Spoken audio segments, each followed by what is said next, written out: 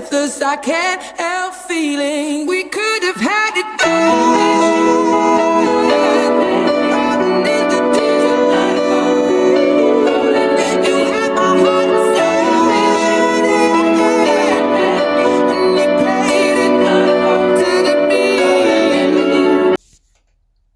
So I try to keep the same routine, do everything that I planned out, on Sunday, just to keep my commitments.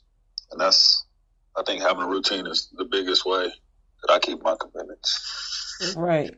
So I did again, because I pulled Oracle cards, and it was, keep your commitments. So it says, be mindful of the commitments you make, implied or otherwise, and avoid agreements you are unable to see through.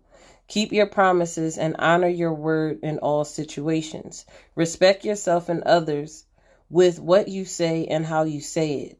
Be clear, be gentle, and speak with intention and integrity. Your ego may distort your view and lead you away from being authentic.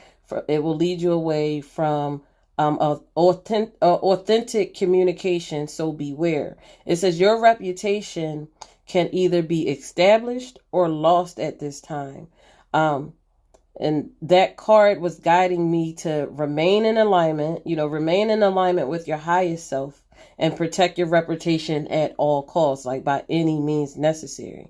Because like you said, a commitment can mean different things for different people. So what I got from it is to, embody your integrity and humility in the way you communicate and in your intentions. Embrace and respect your spiritual responsibilities and be fair in your dealings with others, because that's how commitment gets broke, because sometimes we also overcommit. And then we forget about the principles, the integrities, and, what we actually stand for. So that card that I pulled, it was an invitation to reel in the ego and listen more to your spirit, to your inner GPS, to the guiding you, and be calm and available to the deepest guidance from within. It also said, we're at a place of great influence and we'll either earn it or we'll lose the respect of others depending on our intentions and how they are expressed. Did anybody else want to share what it may mean to them? Because commitments, the word commitment alone can mean something completely different for a person. Keeping your commitments and keeping your promises, fulfill your obligations. Make no excuses. That's what I got from it. Make no excuses. That's what I hear. I'm mainly solution based. I don't like sitting in the problem. So when people come to me, I hear excuses. They make excuses, but a part of keeping your commitment is not making any excuses. So simply put, just be the person others are fully able to trust. Oh, did you want to say something, Supreme?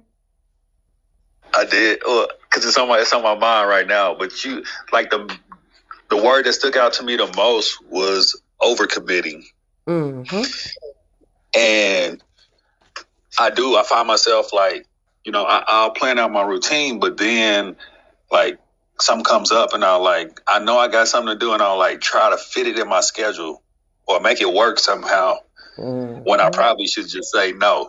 You know what I'm saying? So that word really stuck out, the overcommitment. Absolutely. Because then it feels like you're more committed to that other thing than you are to yourself, because you have your list of priorities. You have the things that you want to do. And then you have all these people, I call them vultures or whatever you want to call them, people that need you. They're not necessarily vultures. I take that back. But it's people that need you. You want to say no. Your intuition is telling you to say no, but we're so nice of a person or whatever. And we okay, yeah, I'll do it. And then that's how we get drained. That's how we don't have any energy. That's how we become sick. Because we are keeping commitments, but we're keeping commitments to the wrong people. And to the wrong things, not just people either, the wrong things. That could be food, that could be your job, That could be your children. It can be anything. So yeah, that kind of stuck out to me too. Like, don't overcommit. Hey Richard, welcome, welcome, welcome. We're talking about keeping your commitments. I'm not sure. Did anybody else have anything to say? We have Gerby, Miss Cassie. Hey, I'm just listening. I'm taking the dogs out. I have a commitment. It's called my 9-year-old son. I gotta take care of him until he is an adult.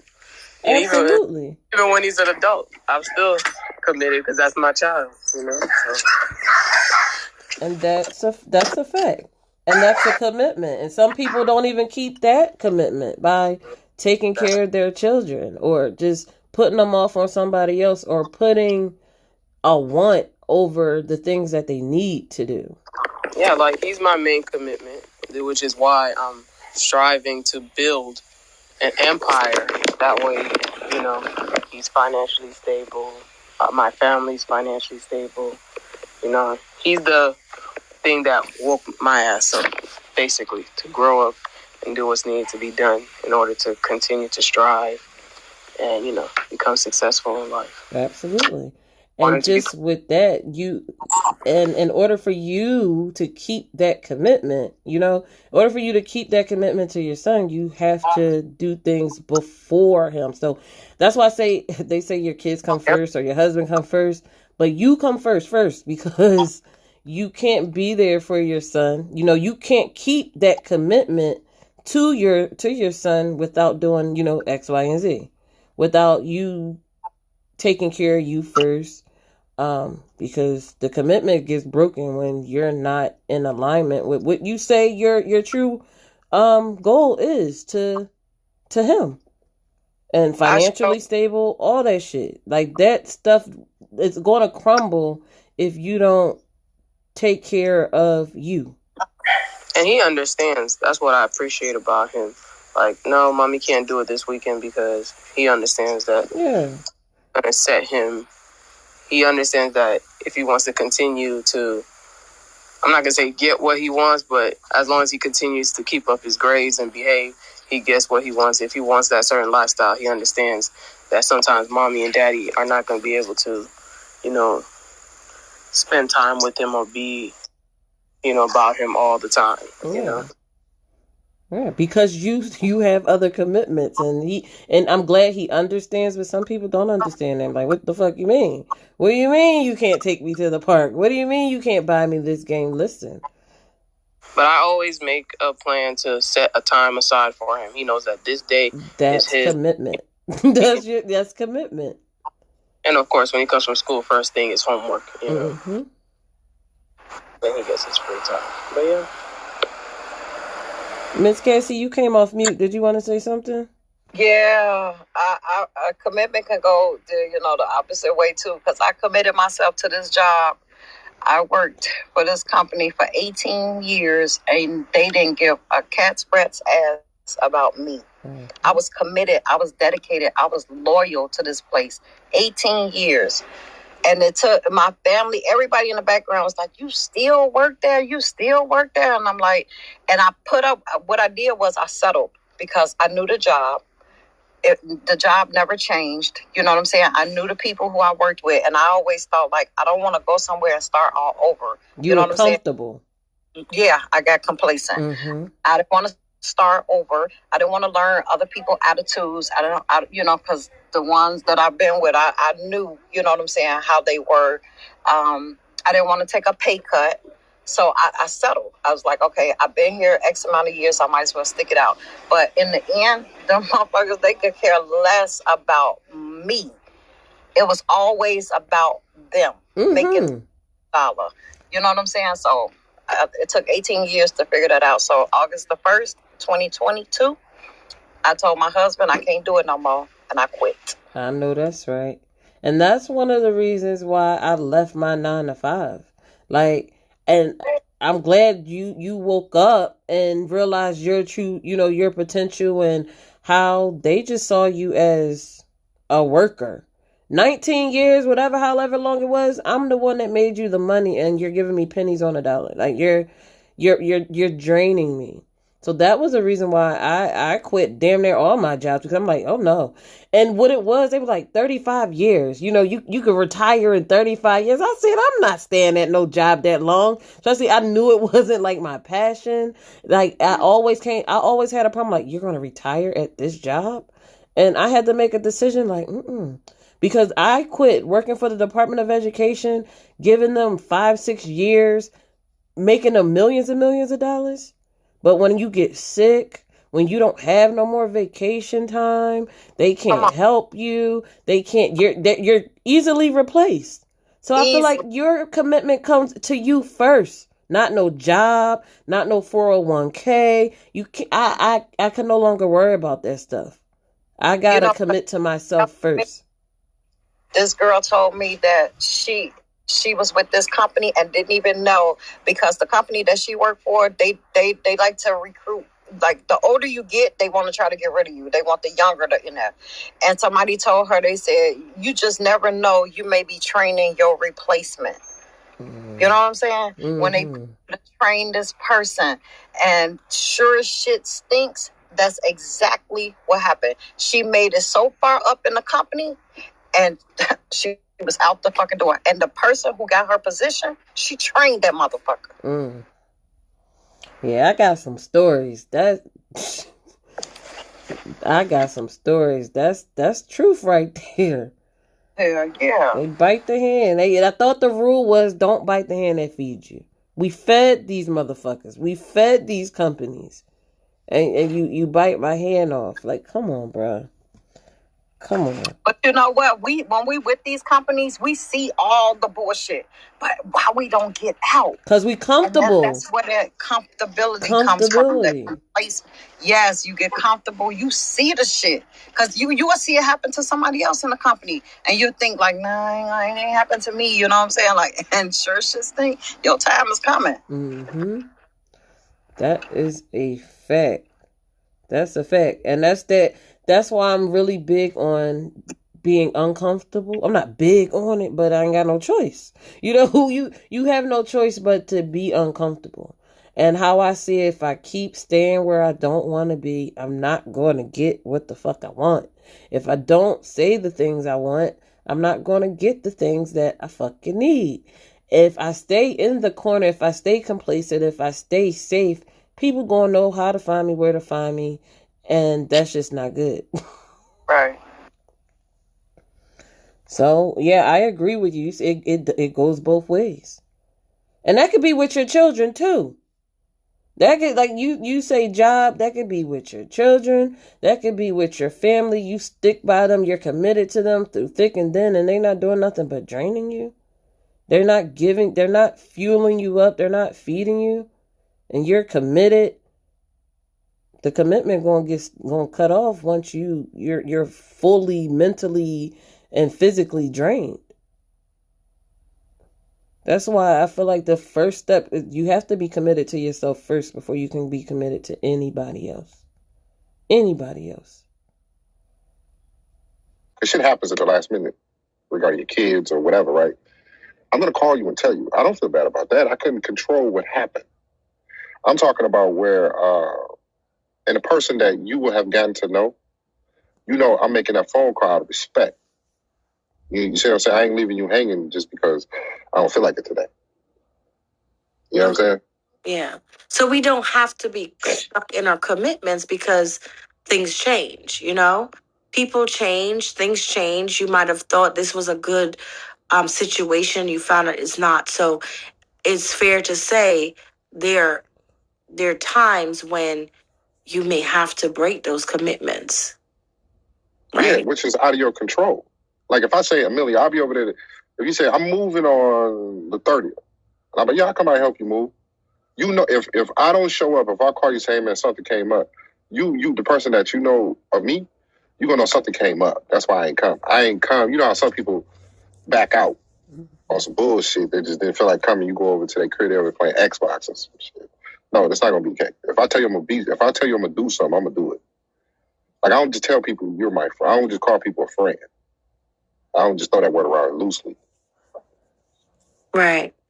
Yeah, and I get that because I'm the type of person, I'm not gonna commit easily or quickly because I want to make sure that if I say I can do something or I'm going to do something, that I will do it because I will do everything. I would lose something before I break that commitment. That could also be a dangerous place to be, you know. So what I've learned is that you can't be quick to commit and you can't be quick to give your word until you weighed out all the options because, like you said, things may not work out or the person you're committing to may not be the right person to commit to, the job that you're committing to, the situation you're committing to, you know, it just wouldn't work.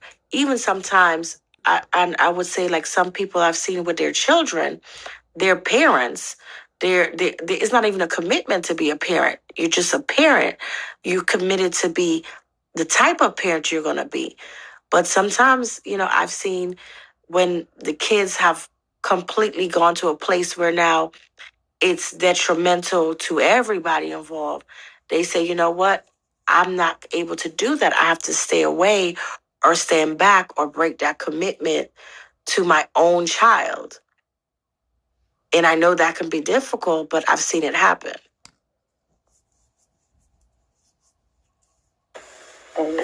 I learned not to judge people by the commitments they make. Because I know when I was younger, I used to always look at my mother like, why did you stay with my dad? Even though it's like I knew some of his infidelity and stuff, but as I got older, I started to see that even though he wasn't a great husband, he was still a good father and he kept the structure in the home, you know, balanced, you know, so I appreciated that.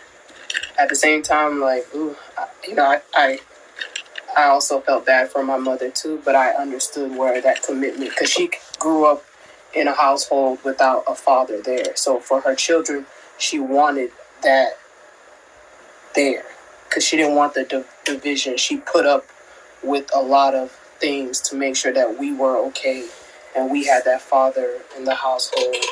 Not saying that if they divorce, he wouldn't be there, but I guess she knew his presence being there in the home was more important than herself. I'm not telling women to go do that, but when I got older, I learned not to judge her and understood why, you know, she did what she had to do in order to keep her family together. And even though, you know, he did what he did in the past, now that, you know, they're older, she's genuinely happy. I see them always laughing with each other. You can tell that he's changed and he's a better man. So sometimes people are just young. I guess she knew that he was young and he was still trying to figure things out. But she's like, even though he's not a great husband, he's a good father. And he grew to become the husband that he was trying to figure out to be. Thank you, Kirby. I feel like I'm in a space of like submitting to the universe and not forcing things. And that goes back to alignment with things that are for you. If something is in alignment with you, then it'll flow.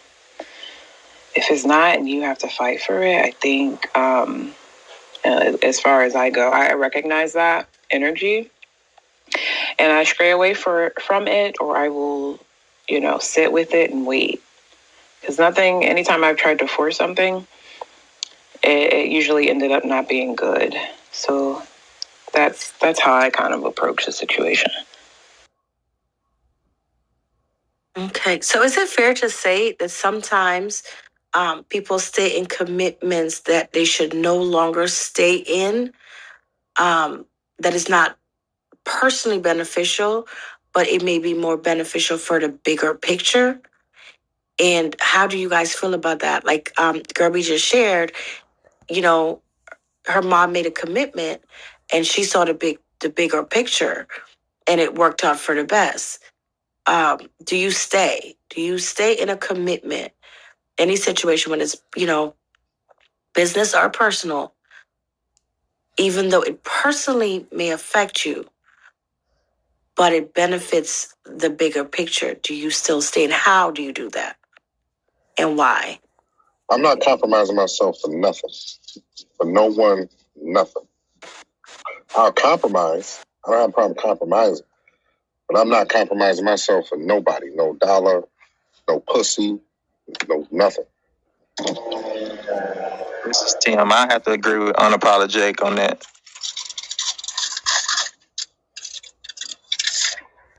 Like, I turned down a job.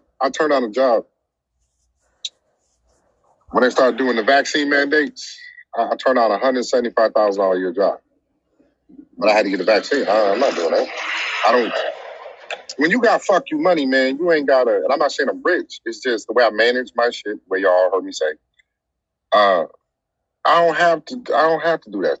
A lot of shit that I see people having to do, like go get that vaccine when they didn't want to. Motherfuckers having to stay at this. That already? Did you? I'm asking. You said what? Did you commit to the job already, or did you? I applied for it. So what I'm saying is they came down with the vaccine mandate. So what I'm saying is people who stay at these dead-end jobs because they're slaves to their bills, right? Or they stay in these relationships because they can't afford to leave. You know what I'm saying? I ain't gonna never put myself in a position where I can't do what's best for me. Fuck no. What about love? What about love for your children?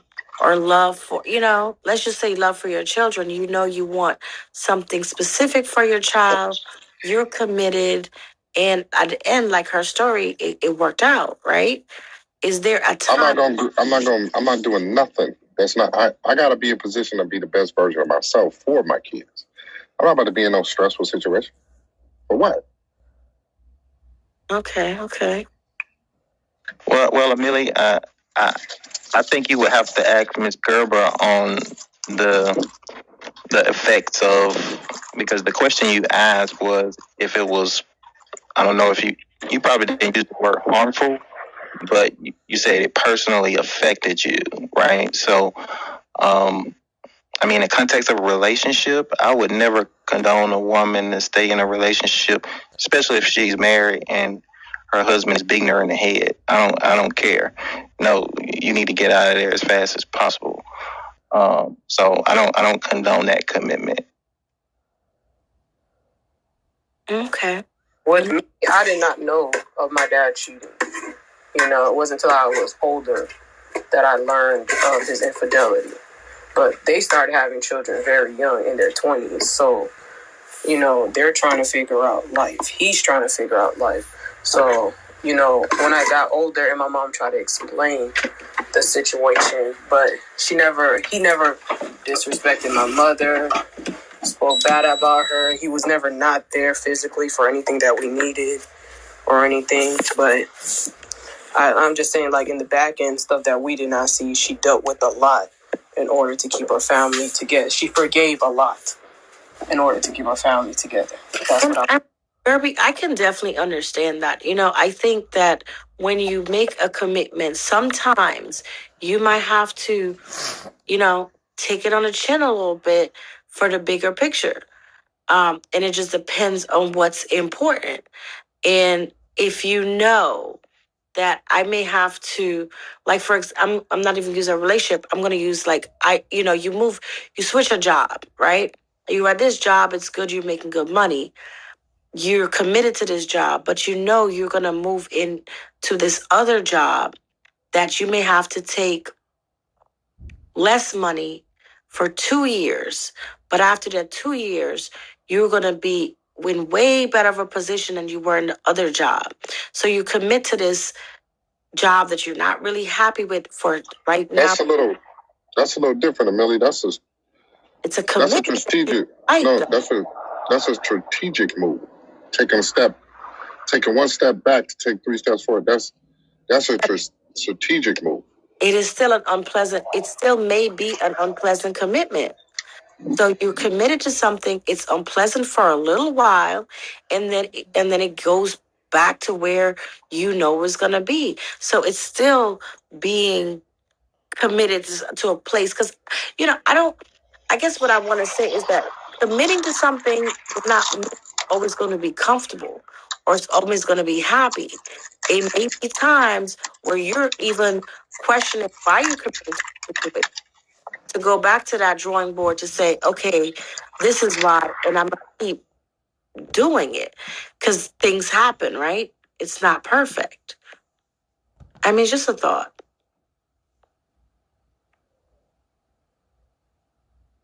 I'm asking questions. I may or may not believe some of the things that I'm saying. I'm just asking the questions to get. I'm thinking about what you said. I've been in that situation where I had to take a step back. You know what I'm saying? This is why I'm saying it's strategic, right? I had to take a step back to take 3-4 steps forward. I sat down, I planned it out, and I just checked the boxes as it went. And it wasn't a lateral move. It was a move forward. To get it started, I had to take a step back first. And then before you know it, I was 3-4 moves ahead in a short amount of time. Whereas if I would have stayed stationary, I would have been stagnant. Yeah. And I use that example because my ex-husband made a decision where, like, I need to do this because this is where it's going to put me in 4 years, but I got to do it. So he committed to it. He went forward. I was like, okay, that's fine. You know, it wasn't a matter of him having to give me money. So that was ease on him. Like, don't even worry about it. Anything you need to do, you know, you go ahead and do that. And I got it. You know, even if you can't do as much as you're used to doing for the kids, don't worry about it. I got you. You say 4 years, 4 years. In those 4 years, that's my ex-husband. That's not even, we weren't married. In 4 years, he complained and bitched and hated for the 4 years. And like really questioned his commitment to what he was doing. And I was like, you know, you have a plan. Like, stick to it. Is there anything I can do? No, it's not you can do. But fast forward, that 4 years came and he was able to be where he wanted to be. But going through that, he 1,000 times wanted to renege on that commitment. You know what I mean? And those sometimes things like that happen. You make a commitment, you think it's something you want, you all 10 toes, as they say, and then when you're there, you're going through it, you're like, man, I want to get out of this. And sometimes you just take it. If you're strong enough or if you keep your eyes on the prize, you can get through and get into a better place. And I feel like that example ties in with a little bit of what Gerby was saying. The big picture is the big picture. You might have to, you know, deal with a little bit of BS. But at the end, it's paradise. It's utopia. You know? Now you talk about resolve. So resiliency, you can't, I tell people this all the time, man. You can't be afraid to win. You see what I'm saying? You can't be afraid to lose. If you're afraid to lose, man, how you know if you would have won? Sit down, come up with a plan. Don't throw shit up against the wall hoping it's gonna stick. But come up with a plan and see it through. You may have to pivot with your plan. But if you're afraid to lose, man, you ain't gonna never win. Because you ain't gonna never take the initiative. That's a fact. You see what I'm saying? My resolve, I think, is one of my special powers. Yeah. You don't come from where I was at. I'm deaf. You know what I'm saying? You don't go from an environment where you can't take a shower for months, where you get shot at or it's either you kill or be killed, right? And the most adversity I experienced before that was having to run into a man that outweighs you by 200 pounds. And I got to move this man against his will. Doing that with a separated shoulder. Getting right back up, looking him dead in his face, but I'm going to be right back. You don't remember me. You see what I'm saying? You got to play with pain. You got to look at pain like it don't hurt. I go from that mindset to where it's a little different now because I could die. So this shit right here, this shit is going on right now, man. It ain't going to get no worse than where I was at. But I can't be afraid to lose, man. I ain't gonna never fucking win. Okay. So then it is okay to stick in a commitment that don't look that great for a second if you know what the big picture is then. No. I meant what I said when you asked that question earlier. You got people with that logic, with that mindset, people stay too long in fucked up situations, whether it be platonic, professional, or intimate. You got to know when to walk. You got to know when to walk away. You see what I'm saying? Nothing's wrong with that. That's not failure. You see what I'm saying? If this person ain't treating you right or treating you the way you deserve, you can't keep saying, well, they might change. And now at that point in time, if you notice the fucked up shit, whether it be business, friendships, or intimate relationship, once you notice that this motherfucker don't know your worth and you stay, now it's on you.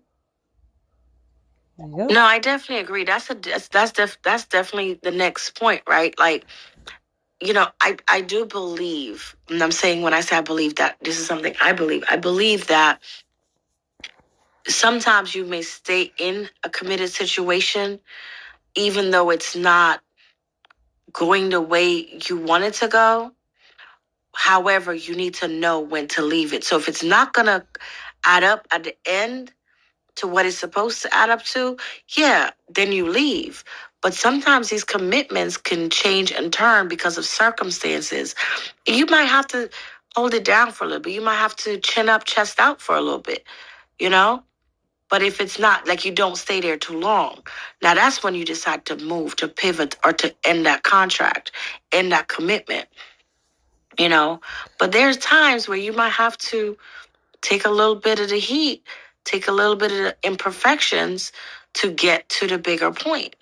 Because if we get to commitment, we committed to something, the sun did not come up on the right side today, and we're out, then it's not a commitment. It's not a strong commitment. When I say it's time to go, I ain't talking about those relationships where two people trying to live as one. That's hard in its own right. And y'all just in a valley instead of in a peak. I'm not saying walk away then, because that's organic. You're gonna have days where the person that you love and care about they annoy you. I ain't talking about walk away then. What I'm talking about is when you with somebody who don't know your worth.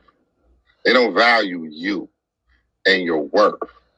That's what I'm talking about. And that's in a platonic relationship, an intimate relationship, and a professional relationship. Don't stick that shit the fuck out. That's not a valley. That's a person that's not respecting you or valuing your worth. Right, but a lot of people also stay because they don't have fuck you money. They can't afford to start all over. They can't afford to take that pay cut, to take that step back, take another job that may on the back end pay them more, but immediately, their immediate future, they can't afford it. So this is why I always say, man,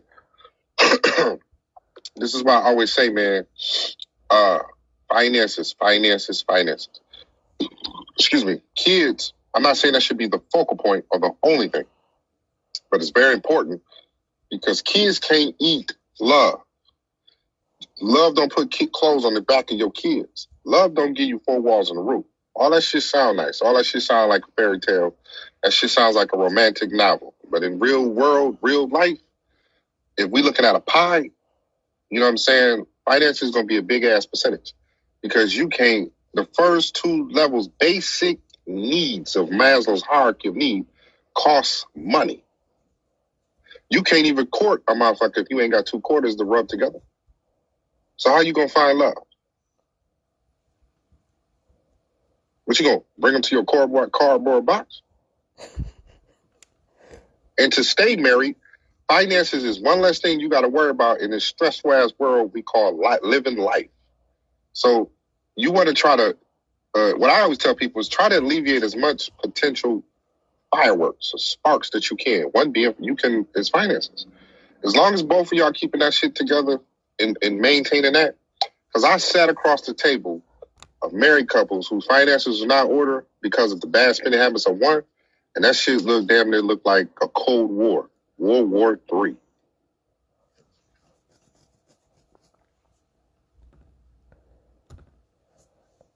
Well, the last thing I would say to about commitment, and then Telly can take over from this point, is first be committed to yourself. The first thing, the only person I'm committed to is myself, what I decide to do, what I want to do, and how I feel about doing it. And then I'll consider everything after that. Because whatever decision I make, I'm not going to feel guilty about it after, because I know it's a personal decision and I took everything into account that can affect me. I can only worry about me fully, because no matter who it is, whether it's your children or whatever, you have to be good with you. So don't make no commitments that you're not okay with, that you can't deal with, that you can't sacrifice for, that you're going to feel bad for, because that's the only person that's going to count in the end of the day. You always going to hear, well, nobody asked you to do that, or you decided to do that, or this was on you. So since it's all on you, commitments are personal, comes from a personal place. We just got to make sure that we're okay with the commitment that we're making. Once that does not serve you, and I think a few people said this already, once whatever you committed to does not serve you in a beneficial way, or it causes any kind of hurt, pain, or negative thing towards you, it's time to let it go, no matter to whom it is or for what it's for. You have to say, nope, I have to come first. It's my decision, and this is where I'm drawing the line. Thank you, everyone who chimed in. We had Unapologetic, Gerby, Miss Cassie, Supreme, Blessings. I just want to, and Tim, I'm sorry if I forgot anybody. I do apologize. But again, this was a very, very good topic. Keeping your commitments. Feel free to chime in, comment down below. Be sure that you are subscribing to the channel. We host these rooms on Monday, Wednesdays, and Fridays on Fanbase. So the link will be in the description. I hope to see you on their next conversation. Thank you. When I try to get my family and friends to join the Owwll app, I always get asked, why do you like the Owwll app so much?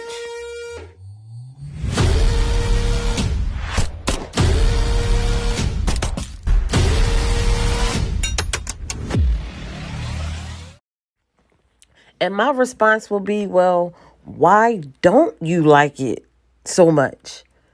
The Owwll app gives you that one-on-one connection where you can legit connect, learn, and grow without an audience, with you and that other person being intimate. That's one reason why I like the Owwll app. Because here's the thing, I am big on individuality. I am super big on individuality. Because the thing about me, by nature, this is my natural habitat. By nature, I desire to take in additional facts from people, additional data from people, or any background information. This gives me insight. This gives me permission to assist other people whenever the opportunity presents itself. So that's one reason why I love the Owwll app. And then reason number 2, driven by my talents, my God-given talents, I notice the unique traits of different people on a one-on-one basis. That's what separates me from everyone else. And on another, okay, wait. Because I don't know if I'm getting too deep, but you asked me, why do I love the Owwll app so much? So this is why. This is why I love the one-on-one. The one-on-one. Because one thing about me, I have very little patience with people who stereotype other people into general categories. It's nothing general about my mission. It's nothing general about what I do. It's nothing general about that. I have I have very little patience. I have no patience with people who stereotype other people into general categories. So for me, I prefer to describe individuals with certain and vivid details. You know, no two people are alike, and no two lives are exactly the same. So watching other people gives me much pleasure because I observe, I people watch, and you get to do that on the Owwll app. You get to really dig deep with somebody, whether it's for 10 minutes or 20 minutes. And I say that to say you could be saving a life. You could be saving a life when you get that one-on-one time with a person, because there's always a person that doesn't like crowds. They don't know when they got to put their back up against the wall. The Owwll app allows me to pinpoint people's talents, people unique traits, people qualities, what motivates a person, people's strengths, people limitations, their struggles, their preferences, their attitudes. For me, I can't help but to look at somebody on an individual level, because we all are not the same. We all are not the same. So this app gives you the opportunity to, if you don't like group settings, we got this one-on-one time together.